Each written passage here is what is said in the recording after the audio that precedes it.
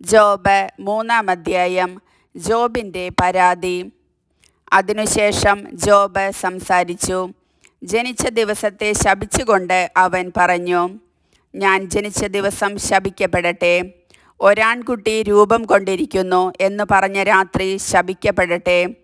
ആ ദിവസം അന്ധകാരാവൃതമാകട്ടെ. ആ ദിനത്തെ ദൈവം വിസ്മരിക്കട്ടെ. അതിൻ്റെ മേൽ പ്രകാശം ചൊരിയാതിരിക്കട്ടെ. അന്ധകാരം സാന്ദ്രതമസ്സു തന്നെ അതിനെ ഗ്രസിക്കട്ടെ. കാർമേഘം അതിനെ ആവരണം ചെയ്യട്ടെ. അന്ധകാരം കൊണ്ട് അത് ഭീകരമായി തീരട്ടെ. ആ രാത്രി കട്ടിപിടിച്ച ഇരുട്ടുകൊണ്ട് നിറയട്ടെ. ആണ്ടുവട്ടത്തിലെ മാസങ്ങളുടെയും ദിവസങ്ങളുടെയും ഗണത്തിൽ അതുൾപ്പെടാതെ പോകട്ടെ. ആ രാത്രി ശൂന്യമായി പോകട്ടെ.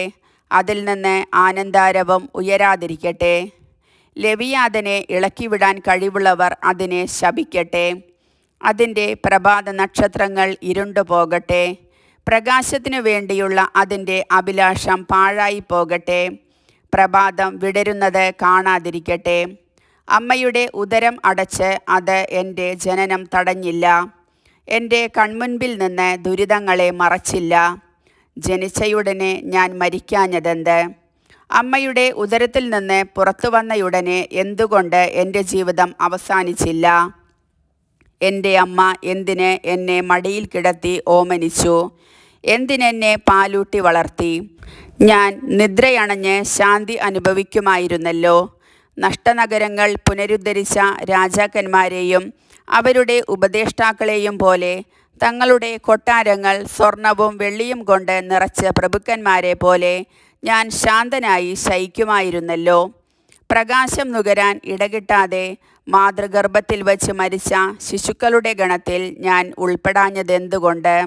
അവിടെ ദുഷ്ടരുടെ ഉപദ്രവം കടന്നുവരുന്നില്ല. ക്ഷീണിച്ചവർക്ക് അവിടെ വിശ്രമം ലഭിക്കുന്നു.